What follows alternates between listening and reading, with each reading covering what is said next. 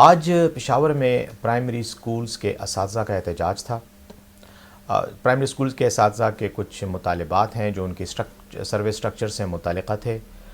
وزارت تعلیم اور کے ساتھ ان کا معاملات پر بات چیت چل رہی تھی، جس میں وزیر تعلیم شاہرام ترکئی صاحب بھی موجود تھے اور اساتذہ کے رہنما بھی تھے۔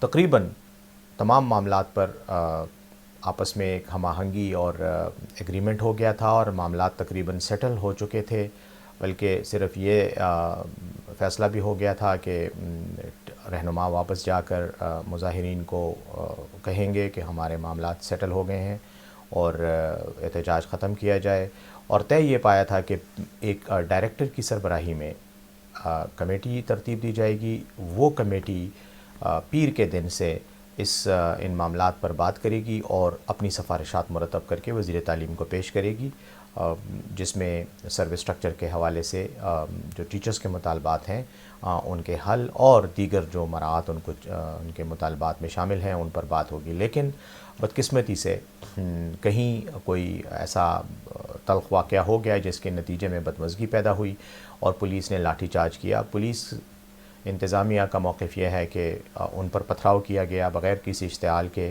اور جب ان کے لوگ زخمی ہوئے تو انہوں نے جواباً لاٹھی چارج کیا، جبکہ مظاہرین کا موقف اس کے برعکس ہے۔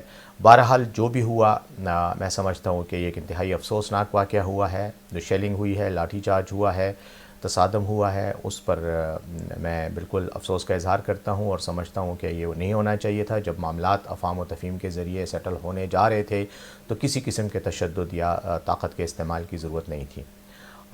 میں تمام اساتذہ کو یہ یقین دلانا چاہتا ہوں کہ صوبائی حکومت ہر طرح سے ان کے مطالبات کو تسلیم کرنے کے لیے اور ان کے مطالبات کے حل کے لیے بالکل یکسو بھی ہے اور سنجیدہ بھی ہے۔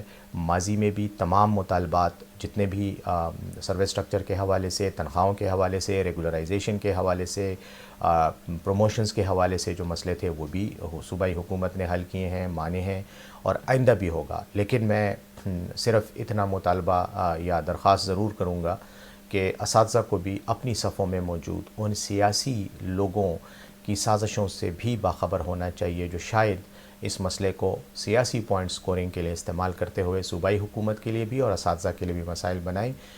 کئی ایسے لوگ یقیناً ہیں اور وہ حالات کو خراب کرنے کی کوشش کریں گے۔ میں تمام اساتذہ کرام سے یہ درخواست کروں گا کہ وہ ایسے لوگوں پر نظر رکھیں اور حکومت پر یقین رکھیں۔ حکومت ان کے تمام مطالبات کو حل کرنے کے لیے سنجیدہ ہے۔